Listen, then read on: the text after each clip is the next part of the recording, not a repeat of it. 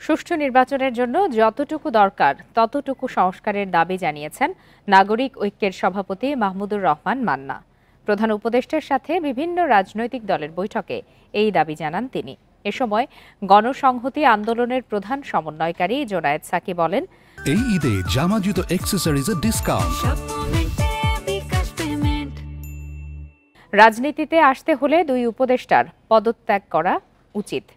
অন্যান্য রাজনৈতিক দলের প্রতিনিধিরা বলেন, প্রধান উপদেষ্টার পদত্যাগ সংকটকে আরও ঘনীভূত করবে। তারা বলেন, নানা অনাস্থার কারণে অস্থিতিশীলতা দেখা দিচ্ছে, তাই রাজনৈতিক অনৈক্য দূর করতে আলোচনার আহ্বান জানান তারা। সমন্বিতভাবে নির্বাচনের রোডম্যাপ দেওয়ার আহ্বানও জানান নেতারা। জুলাই আন্দোলন ঘিরে যেন বিভাজন তৈরি না হয় সেদিকে সরকারকে নজর রাখার আহ্বান জানান নেতারা।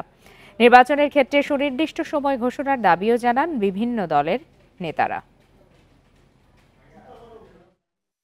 ভারতীয় আধিপত্যবাদ আমাদের এই পরিবর্তনকে একেবারে স্বীকার করতে চায় না, পারলে আমাদেরকে একদিনে ধ্বংস করে দিতে চায় এবং সেই জন্য যা যা করবার দরকার সব তারা করছে, এই ছিল তার কথা। এবং এই জন্য উনি বেশ চিন্তিত।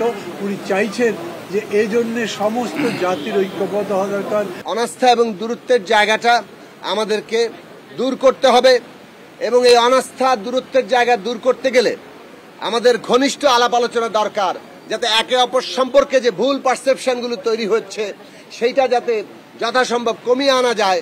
সত্যিকার অর্থে প্রত্যেকেই কি চাইছেন এটা আমরা পরস্পর সম্পর্কে জানি এবং সেই অনুযায়ী আমরা কর্মপন্থা তৈরি করতে পারি।